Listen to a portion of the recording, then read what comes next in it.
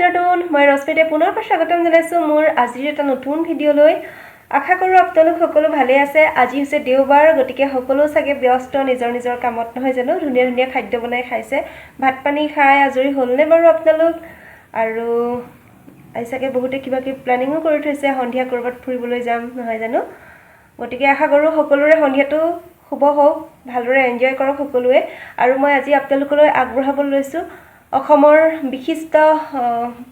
ঝুমুৰ সম্ৰাট দুলাল মাংখি ডাঙৰীয়া দেৱৰ গীতৰ অনুষ্ঠান আসলতে আমাৰ ঘৰৰ ওচৰতে তিনিচুকীয়া চলিহানগৰ ফিল্ডত মণিকাঞ্চন সাংস্কৃতিক মঞ্চৰ উদ্যোগত অসম ভিত্তিক ভাওনা প্ৰতিযোগিতা অনুষ্ঠিত কৰিছিলে আৰু তাৰে শেষৰ দিনা সমাৰোহৰ শেষৰ দিনা তেখেতক বিশিষ্ট ব্যক্তি হিচাপে গীত পৰিৱেশনৰ কাৰণে আমন্ত্ৰণ জনাইছিলে কিন্তু হিদিনা আসলে তেওঁৰ প্ৰথমটো প্ৰগ্ৰাম যেতিয়া তেখেতে ভাৰত চৰকাৰৰ পৰা পদ্মশ্ৰী সন্মান পাইছিলে আৰু সেই সময়ত তেখেতৰ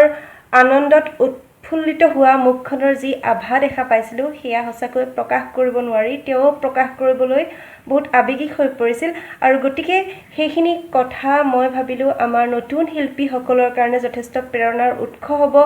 যথেষ্ট অনুপ্ৰেৰণা পাব তেওঁলোকে গতিকে মই আবদ্ধ কৰি ৰাখিলো মোৰ কেমেৰাত আপোনালোকেও ফ্ৰেন্ডছ তেনেহলে উপভোগ কৰক আপোনালোকে দুলাল মাংখি ডাঙৰীয়া দেৱৰ গীতৰ অনুষ্ঠান আৰু মোৰ চেনেলটো আপোনালোকে সাবস্ক্ৰাইব কৰি দিব কমেন্ট কৰিব শ্বেয়াৰ কৰিব আৰু লাইক কৰি দিব তেতিয়াও ময়ো উৎসাহিত হওঁ নতুন নতুন ভিডিঅ' আগবঢ়াবৰ বাবে গতিকে আশা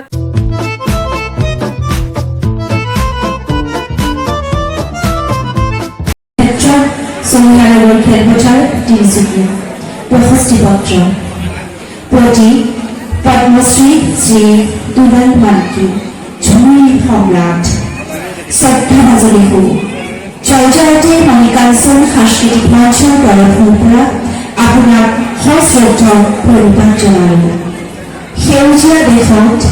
এটি কলিগুটি পাতৰ স্নেহত আবদ্ধ জীৱন পৰিক্ৰমাত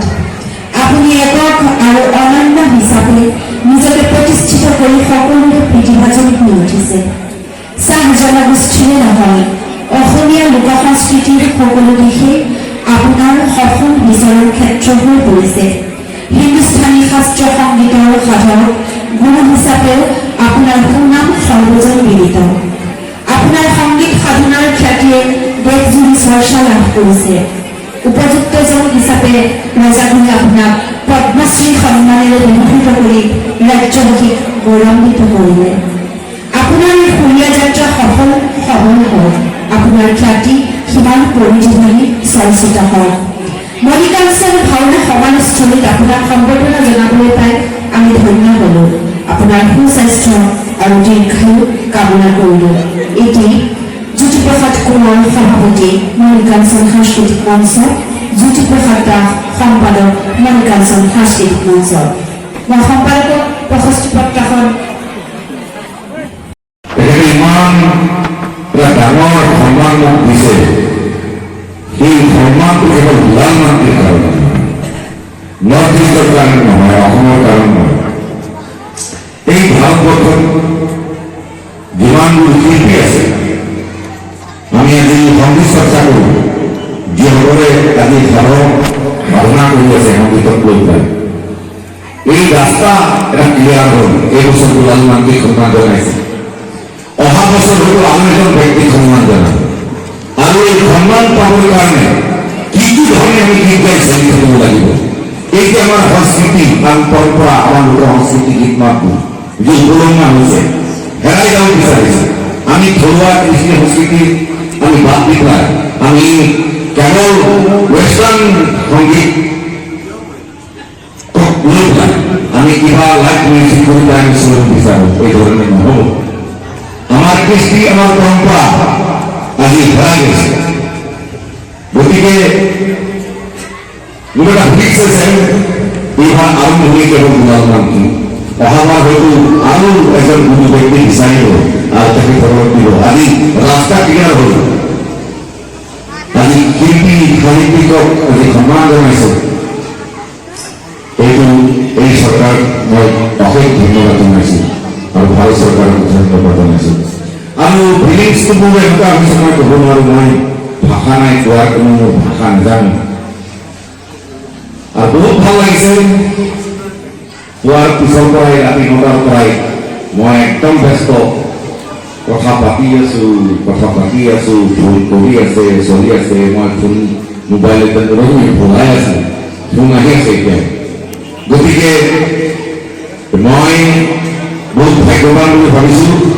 আৰু কিবা পাম বা কিবা পোৱাৰ আশাত মই সংগীত সাধনা কৰা নাই, কৰি আছো, লাগি আছো, কিবা কৰিলে ভাল, তাৰ ফল ভালে। গতিকে উঠি অহা যিসকল শিল্পী আজি আমাৰ মাজত ওলাই আহিছে, তেখেতসকলে সেই ৰাস্তাটো লৈ চলিব লাগিব, তেতিয়াহে লাইফত জীৱনত কিবা এটা হ'ব। তো যিকোনো হওক, ইমান ডাঙৰ সন্মান পাইছোঁ, মই আনন্দত আত্মহত্যা কৰিছোঁ। আনন্দত কেতিয়াবা চমকান ওলাইছে, ইমান ডাঙৰ ডাঙৰ মানুহ, ইমান এডমিনিষ্ট্ৰেশ্যনৰ মানুহ, ইমান হেড অফ দ্য ডিপাৰ্টমেণ্টৰ মানুহবিলাকে মোৰ লগত কৰিছে, যোগাযোগ কৰিছে।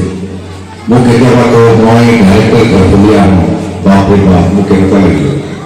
তো গতিকে সেইটো কেৱল আপোনালোকৰ দয়া, আপোনালোকৰ আশীৰ্বাদত সেইটো হ'ল, গুৰুজনাৰ আশীৰ্বাদত হৈছে। গতিকে আপোনালোকৰ এই অনুষ্ঠানত আজি আহিছোঁ, মই ক'ব নোৱাৰোঁ মই আজি বিজ্ঞাপন একচুৱেলি অহা নাই, আজি মই চেষ্টা কৰিম, আজি মোৰ ভাতৃপ্ৰতি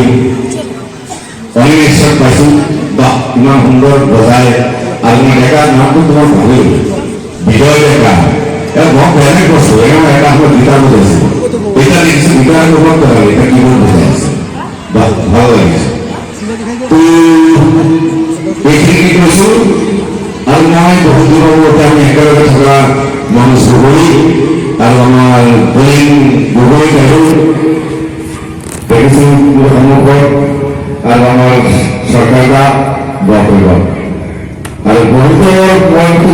কোনোবা মেমৰি ঘৰৰ মই নাম পাহৰি যাওঁ, ইমান মনতেই নাথাকে। তো সকলোকে মই প্ৰণিপাত জনাই মই দুদিনমান যাবৰ কাৰণে চেষ্টা কৰিছোঁ, এইখিনিকে ক'লোঁ। গতিকে প্ৰতি মুহূৰ্ততো যি লক্ষ্য উদ্দেশ্য আগত ৰাখি আজি শ্ৰীনগৰত আজি এই ভাওনা সভা পাতে, সেই উদ্দেশ্য লক্ষ্য সফল হওক, তাকেই কামনা কৰিছোঁ। আৰু ভৱিষ্যতে মণিকাঞ্চন এই ন্যাস এনজিঅ' ন্যাসে সাংস্কৃতিক মঞ্চৰ আৰু সুন্দৰভাৱে কাম কৰোঁ, আৰু ভালদৰে আমি যাতে আমি বসবাস কৰিব পাৰোঁ, আমি আনন্দত থাকি আমি নিজৰ জীৱন যাতে অতিবাহিত কৰি চলি থাকিব পাৰোঁ, তাকেই আমি কামনা কৰিছোঁ। গতিকে এইখিনিকে কৰোঁ, আৰু মই অতিমান গীত গাবৰ কাৰণে চেষ্টা কৰিছোঁ। সকলোকে নমস্কাৰ জনাইছোঁ।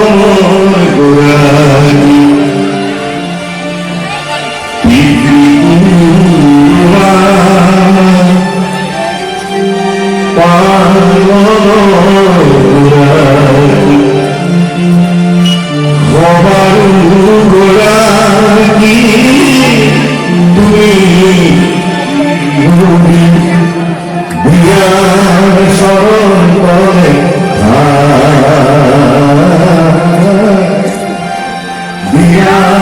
চৰণ কমলে মই বিচাৰো যে আপোনালোকে সকলো একেলগে আমি যদি গীত মাতাই খুব ভাল লাগে এই মাতৃ